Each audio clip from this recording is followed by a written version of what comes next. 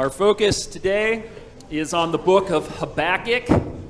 Not only does the book of Habakkuk, or Habakkuk, have one of the stranger names in the Bible, it also is focused in one of the stranger ways, or more unique ways, in terms of the response to God. So we'll be in Habakkuk, if you can find it. It's towards the end of the Old Testament, and we'll be on chapter 3 primarily. It's only a 3-chapter book. Habakkuk is struggling with God because God has told him something that he didn't want to hear. And so the struggle is simply saying, God, that's really not what I want to know. And we need to understand that for him, he has just lived roughly 23 years of kind of rough, discouraging life. So for God to follow up 23 years of rough and discouraging with more discouraging, you can understand why maybe he's a little grumpy and didn't want to hear what he hears.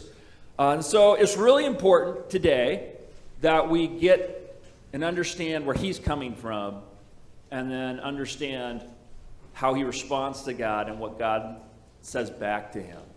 Because some of us are going to find ourselves now or in the future in a similar place to him, and how is our faith going to navigate things when they don't go the way we want them to, right?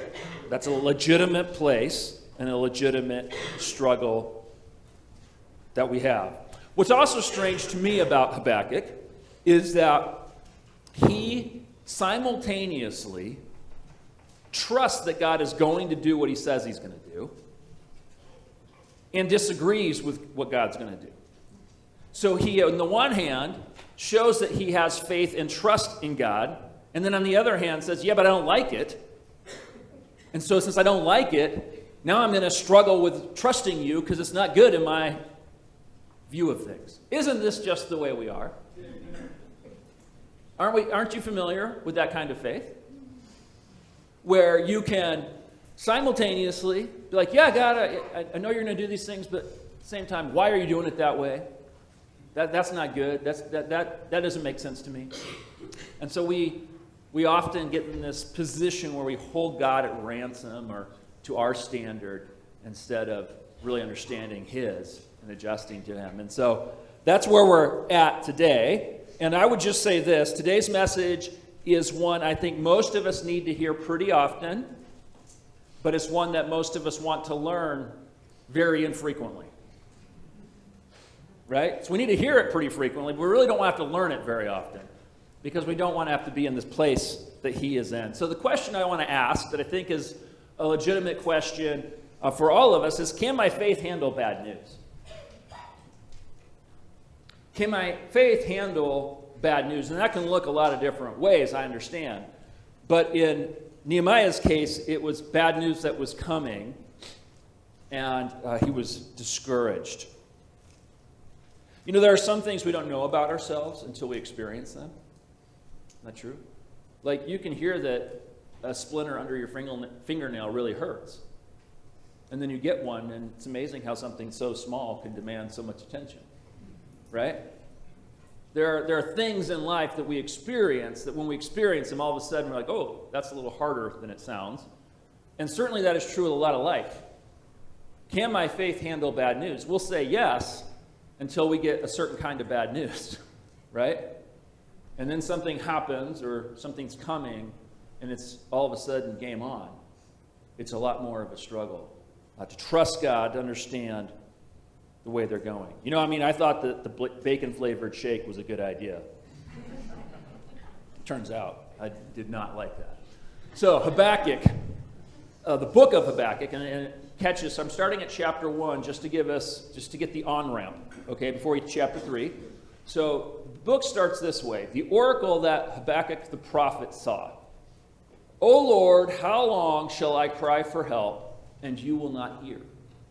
Or cry to you violence, and you will not save. Okay, I'm going to come back to that. Just pause right there.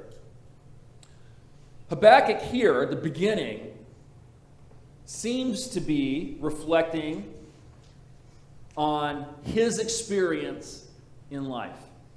And again, if we're getting things right here, Habakkuk lived in the last years of Israel's dynasty after the kings.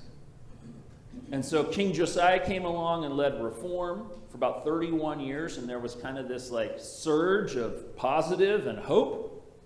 And then after he died, there's about a 23-year period of discouragement and decay and bad things and injustice and unfairness, and this was among his own people. So Habakkuk's life was seeing his nation decline and choose evil and wrong things. And he doesn't like that, right? It's not good. Aren't you going to stop that? God, why do you let bad things continue to happen when you can stop them? That seems to be his question. The rest of the book is this conversation between Habakkuk and God. And so I just overviewed it this way. So you get the first 4 verses of chapter 1. This Habakkuk complaining. Then God explains. And he says, basically God says, I'm going to do something that if I told you, you wouldn't even be able to fully believe. But I'm going to tell you anyway. I'm going to use the Babylonians, the most evil, violent, organized military force, high-tech, on the continent, who are just obliterating everybody else. I'm going to use them to bring justice to your people. Now, you can imagine why Habakkuk didn't want to hear that. Kind of like us saying, well, God's going to send in an invaded force, and we're going to lose our sovereignty, and that's his plan for us. How many would be happy with that? Next week, it's coming. So God explains, and it's odd, but the way it's worded by God makes it sound like it's a good thing. And so Habakkuk, in midway through that, it's like, whoa, time out.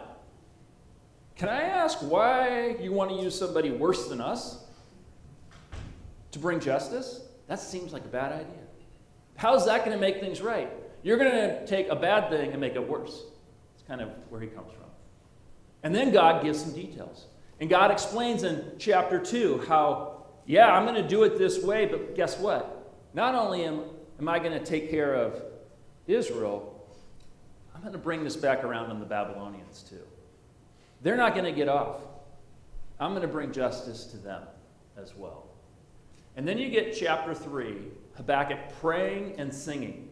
And he is working this out in his head the way you or I would work it out. We're like, okay, something really awful is going to happen. And then something less awful is going to happen. And then eventually something good's going to happen. But that's a long way off. How am I supposed to be okay with that? And so we're going to hear those words this morning of Habakkuk, I believe, at the beginning, really struggling with his faith and trust in the Lord and what God's saying. And then moving by the end of it to kind of this, I'm going to choose to trust you, Lord, and be joyful in it, even if I don't feel it. That's kind of the movement of things today. So, chapter 3 starts this way. A prayer of Habakkuk, the prophet, according to, can you say that word? Shigionoth? I don't even know if it's a hard word to say, right? Pull that one out on your friends. Do you know what it means? If you do, please tell me, because I don't either. It's either a poem or musical notation of some kind or direction. It's not used, I think there's just one other usage in the Bible, in one of the Psalms. But one thing we do know is it's supposed to encourage a certain energy and enthusiasm about what you're saying. So he's telling you how to feel at the beginning of this song and this prayer. Feel this way when you say this poem or sing this song, which I don't like people telling me how to feel. How about you? It's not usually high on my list, but that's what he does, a prayer. And then he goes on, he says, O Lord, I've heard the report of you and your work. O Lord, do I fear? In the midst of the years, revive it. In the midst of the years, make it known. In wrath, remember mercy. Okay, let's just camp on this a little bit, because we gotta understand where he's coming from and why he says what he says. Lord, I've heard the report of you. He's going to look back to days that he himself did not live, to the golden time when God rescued Israel from Egypt. And he's going to remember how God acted then. And if you remember, Pharaoh and Egypt were the big, bad, ugly force at that time. And God came in and showed himself more powerful in all the ways. He brought the plagues, and in each way showed himself superior to their gods. And so he's calling back to that report. He says, I fear it, and in the midst of the years, revive it. Could you do that again? That was pretty good. Could that be what happens here instead of what I just heard about? Can we get to the part where you deliver us instead of the part where you're going to obliterate us with Babylon? That sounds kind of ugly. And then you notice at the end, and in your wrath, can you please remember some mercy? That's a pretty deep heart cry, isn't it? God, please don't just do justice without mercy. And we'll get to those things. So, God, do what you've done before. Just do it now. Don't forget it. We need it now, too. Now, this is the response of Habakkuk. So, if you were to repeat the history that Habakkuk lived, there were 4 kings. And you see that 2 of them lived good, long, had good, long careers of 3 months in office. That's like just long enough to be installed and then removed, isn't it? Just all the pomp and circumstance, and you're gone. And then 2 of them were 11 years. So that's roughly the 23 years or less, we figure. And those were rough years. If you know anything about the history of Israel, they had good kings and they had bad kings. And they had kings that pursued the Lord and kings that just ran away and thought, we're going to pursue everything but him. And so the nation would yo-yo in how they lived. And so at the time of King Josiah, they come and they've so walked away as a nation from the Lord, they don't even have their holy writings that are known or used. And somebody digs them out and finds them, and they start reading them to young King Josiah, teenager Josiah. And there's a decision that we're in trouble. And so they return to the Lord, and there's some good years, and then this hits. So Habakkuk lived this. We don't know how old he was when Josiah was reigning, but probably he remembered it and saw some good. And now he's lived these 23 years of just decline and gross and frustrating. And then God tells him this. He's thinking, stop the bad leaders and bring revival like it was with Josiah. And God's answer is different. I'm going to exile the whole nation and we're going to start over. That's a rough experience for him. Sometimes what we want is different than what God wants, correct? Right? Sometimes it's just kind of a matter of the order or the timing, but it's different. When our kids were in grade school, we used to play this game, Sequence. You ever play that game? It was good at that age, and we all kind of play it together. But one of the things becomes really clear in games like this. You know what it is? For one person to win, it means somebody else has to lose, right? For my sequence to work out, somebody else's sequence is not going to work out. I'm going to place my piece, and it's going to block somebody else's path. And so there's this kind of dog-eat-dog kind of an approach in many of those games, right? Well, I think life can feel like this, can't it? It can feel like there's a sequence and there's an order, and God, I don't like the sequence. Maybe you've promised something good, but the sequence is kind of out of order, isn't it? Can we do this a different way? And here's the reality that Habakkuk and we and all people have to come to. We simply don't have the data entry points to know enough of what's going on, right? To understand even what our own little piece of the puzzle. But we'd like to, and often it doesn't make sense to us. What God's doing doesn't make sense. And Habakkuk didn't understand that for the whole nation. So it goes on, and we get to feel this a little bit. Listen to the language. This is when he gets poetic. And he starts describing God in these kind of terms that the Babylonians would have understood. God came from Teman, and the Holy One from Mount Paran, Selah. Those are mountains, or a town in a mountain, towards Egypt, back towards where God rescued them, closer to like Mount Sinai. And he's saying that God came from that area. His splendor covered the heavens, and the earth was full of his praise. There's this picture here of God coming like the sun comes up from the east, or from the west, rather, in that situation. And it's rising up or it's setting out, and God is casting his splendor around. And I think since he's coming from that way, probably has in mind like he's going to come rescue us. His brightness was like the light. You see it here. Rays flashed from his hand, and there he veiled his power. Before him went pestilence, and plague followed his heels. You kind of hear the Egypt rescue in this. He stood and measured the earth. He looked and shook the nations. Then the eternal mountains were scattered. The everlasting hills sank low. His were the everlasting ways. I saw the tents of Cushan in affliction. The curtains of the land of Midian did tremble. Was your wrath against the rivers, O Lord? Was your anger against the rivers? Or your indignation against the sea? When you rode on your horses, on your chariot of salvation? You stripped the sheath from your bow, calling for many arrows, Selah. You split the earth with rivers. The mountains saw you and writhed. The raging water swept on you. The deep gave forth its voice. It lifted its hands on high. The sun and moon stood still in their place at the light of your arrows as they sped, at the flash of your glittering spear. You marched through the earth in fury. You threshed the nations in anger. You went out for the salvation of your people, for the salvation of your anointed.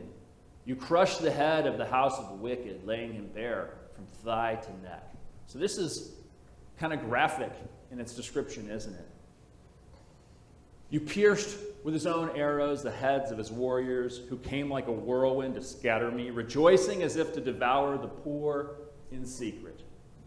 You trampled the sea with your horses, the surging of mighty waters.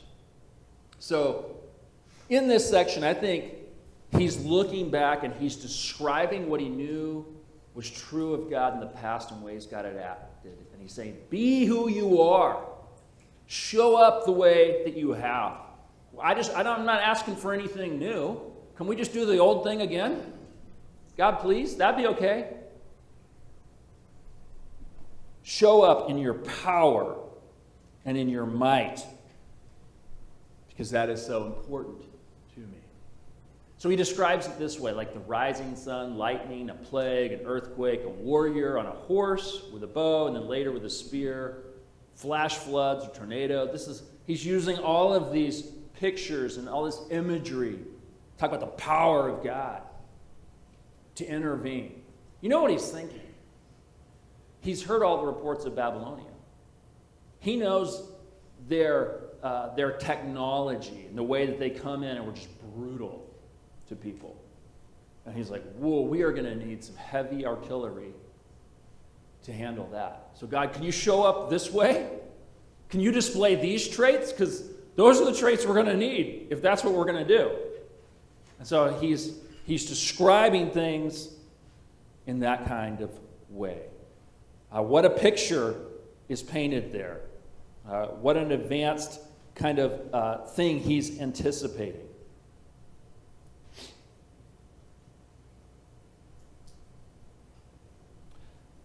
Sometimes that's exactly, I think, what we need the most when our faith is quavering a little bit. Maybe we just know something is coming that is going to be difficult, and we're trying to anticipate it, and we're saying, I don't know if I can trust you, God, or I'm scared. And we need a review of what God has done and exactly how he's done it. And we need to look at it and then compare it to our situation, right? That can be helpful. I know recently, actually this is not recent, this is just simply 15 years of ongoing fight. In the Frank house, we have a battle with ants. And we brought a guy in years ago who said, well, your floor is solid concrete. There's no crawl space, so they just nest underneath your house, and they can live all winter, so you're just going to have to keep setting stuff out every time they show up and kill them off. So for 15 years, that's what we've done. And I'm finally, in frustration, realizing I'm not God.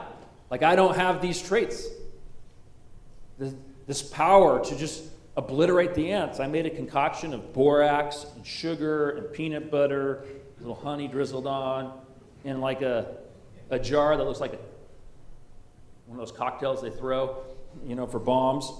And you know what? The ants think it's like cocaine. They love that stuff. But unlike God, I'm not powerful enough because I think they're immune to borax. So it's just like I'm feeding them like mad. And they're winning. I don't want to lose that fight, right? There's plenty of things way, way more frustrating than ants in life.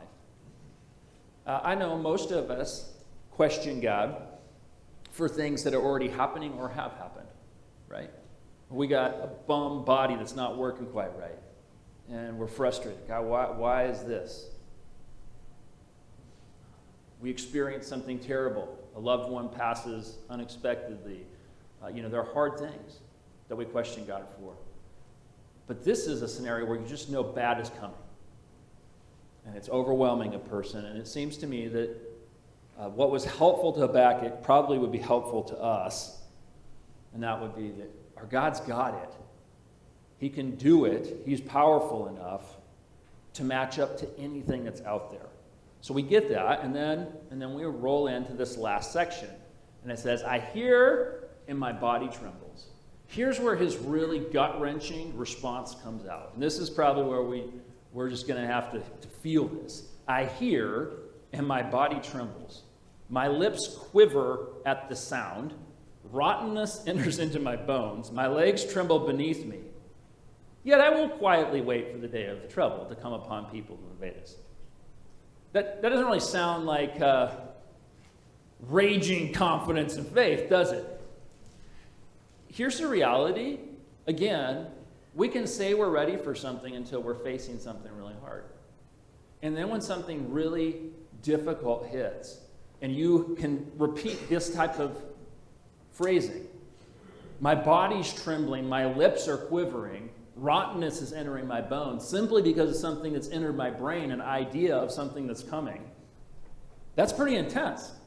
I don't even know if any of us could liken anything in our life quite to this level that Habakkuk describes. But his confidence at the end, yet I will quietly wait for the day of trouble to come upon people who invade us. So his hope is that God's going to make it right eventually, and he's going to be quiet about that. Okay. He moves on. Though the fig tree should not blossom, nor fruit be on the vines, the produce of the olive fail, and the fields yield no food, the flock be cut off from the fold, and there be no herd in the stalls, yet I will rejoice in the Lord. I will take joy in the God of my salvation. He's calling back, and he's thinking about things that have happened in the past to people that were really rough. Famine, right? Natural things that were tough. And he's like, I will take joy in the God of my salvation. It's not just that he saved people in the past. I'm going to take joy that he's going to save me in our moment of need. And this nation I'm in is not looking good, and apparently it's going to get worse. But I'm going to find joy in the God of my salvation. By the way, in that section where God was explaining things in chapter 2, he does say, for the righteous person who follows me, I will save them. So there was some kind of hope for the person who was going to live through this, that if they were faithful to the Lord, that they were at least going to survive it. But this is how Habakkuk describes his situation. And many have found in these words one of the more beautiful statements of faith. Because like that song we sang earlier, When we are expressing faith, when circumstances are very difficult, doesn't it pop a little more? Doesn't it show our intention a bit more?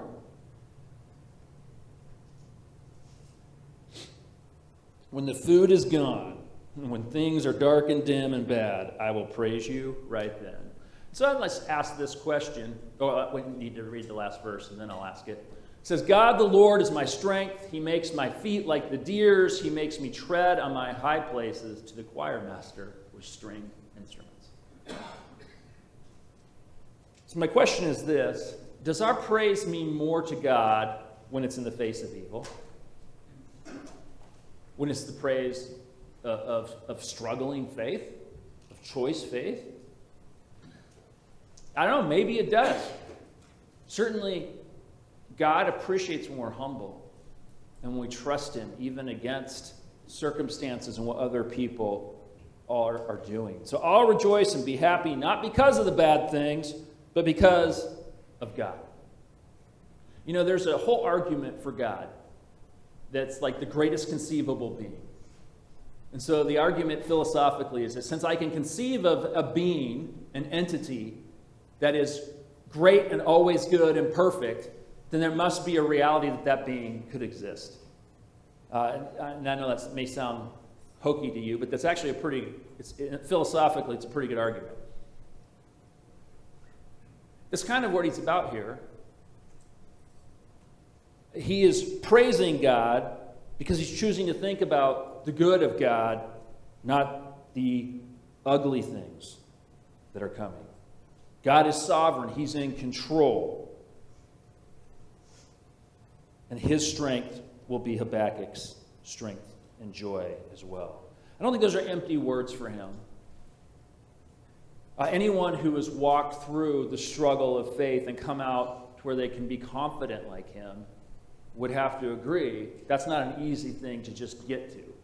We don't just automatically, honestly and truthfully be able to say, I'm quiet and calm waiting on you, and I'm going to have joy in my praise, even when I know this bad thing is coming. Some of you know the story of Dietrich Bonhoeffer. Dietrich was born in Germany to a house of privilege, fairly wealthy home, highly educated. His dad was not a Christian, his mom was. They didn't really go to church, but they kind of did church in their house pretty much kind of every day. So he learned kind of practical faith. And Dietrich got serious about his faith and was following the Lord, and then things in Germany went real bad with Hitler. And he lived through it.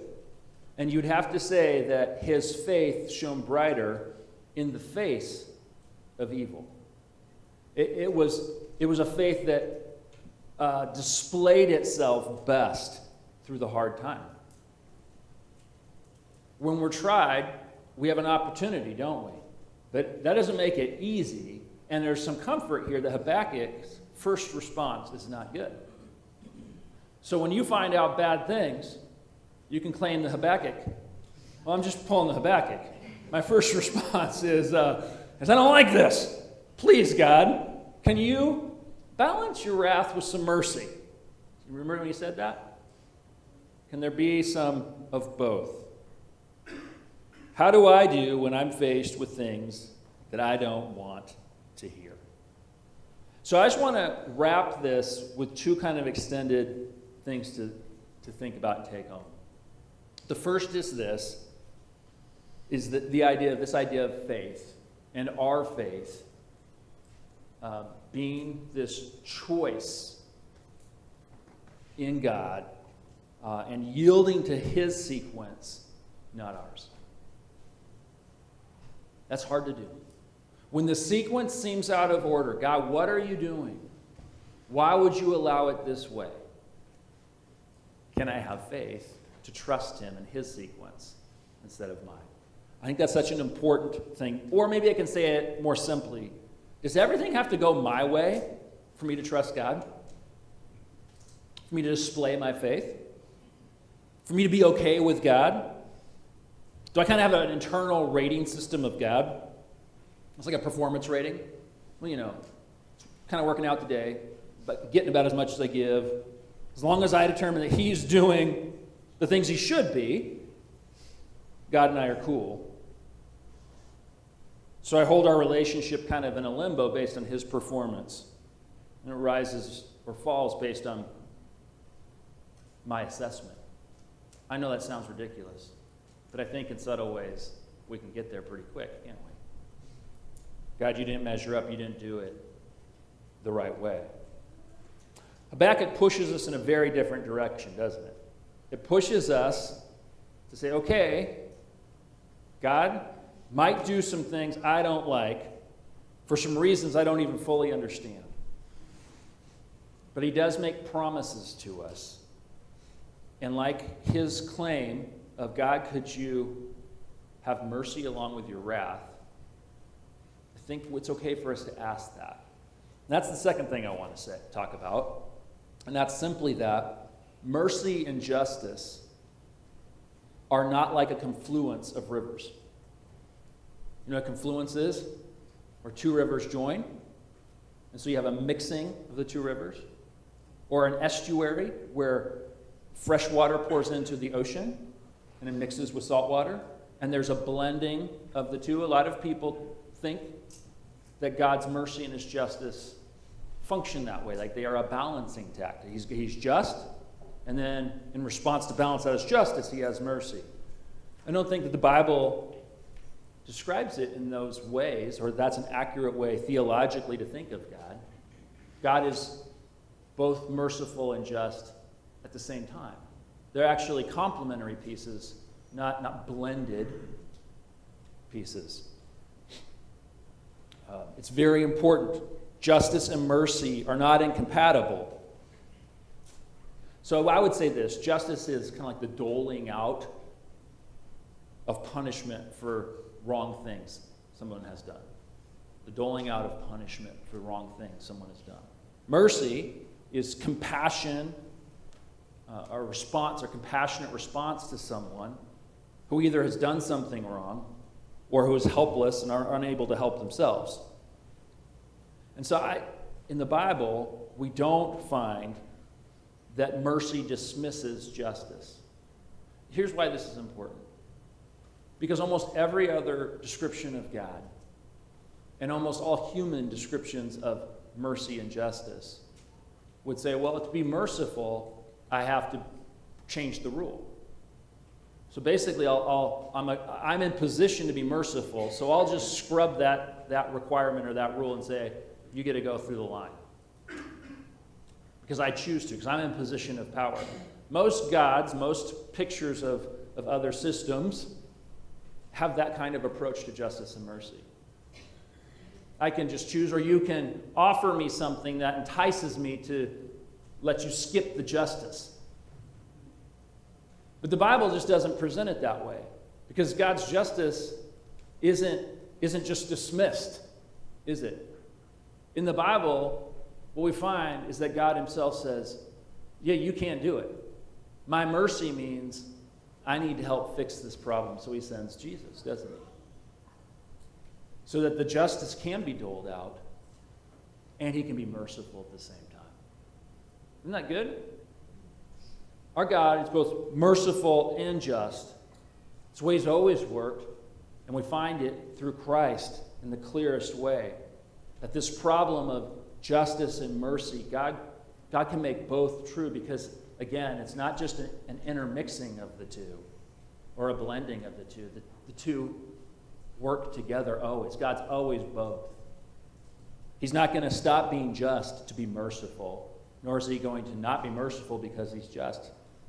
He can undo that little problem, and he does through Jesus. Christ died for sin, so that the righteousness of God, so justice, could be fulfilled, but so that he could turn to us and say, and in mercy, you don't have to pay for your own sin. You don't have to live through that. Habakkuk knew that was true of God, and he calls for him to remember that. And throughout the Bible, throughout the Old Testament in particular, when God was going to do something that was particularly strong, men and women called out and said, God, can you remember who you are And of course, God can. But can you act in the way that I know is consistent with yourself? And what we find is that in the sequence of events, God reveals and shows that that's what he was going to do anyway. Right? Amen. That was always his plan and his purpose. But we can lose track of that. And we cannot see it. And our experience can leave us quivering at our lips and feeling like we're going to puke our guts out because it causes so much anxiety. Those are legitimate responses. But like Habakkuk, I hope that God strengthens our faith so that when we review who he is and we know how he's acted and what he did in that time, he did exactly what he said. The Babylonians came in. And they did. They decimated the nation and they exiled them. And then God used another force to discipline the Babylonians. And he restored his people. He was kind to them. He left a remnant. That's the way God works, isn't it? He keeps working ahead of the game. And so our confidence is in his sequence, not our own. And can our faith handle bad news? I think it can, but we might need to grow. And we may need to trust him in a way that we haven't yet. And so my prayer is that we can sing the song of Habakkuk with some confidence, or that God can keep growing us to have that confidence. So please pray with me. Lord, thank you for this message here in Habakkuk, that you can take things that have gone really wrong and that are going to go wrong, and you can work good, you can work what's fair and what is merciful for everyone involved. We're thankful, God, that you're in control of those things. We experience things that leave us really shaken. And God, as we even look at our own future, as a country, as a world, there are things that are unsettling and things that don't make sense. Thank you for your wisdom and sovereign plan of things you're sequencing out. Help us, God, to trust you, even if the bad things are happening in our lives. And Lord, may we see your mercy working in tandem with your justice so that you are honored, and so, God, that we can survive. And we pray this in Jesus' name. Amen.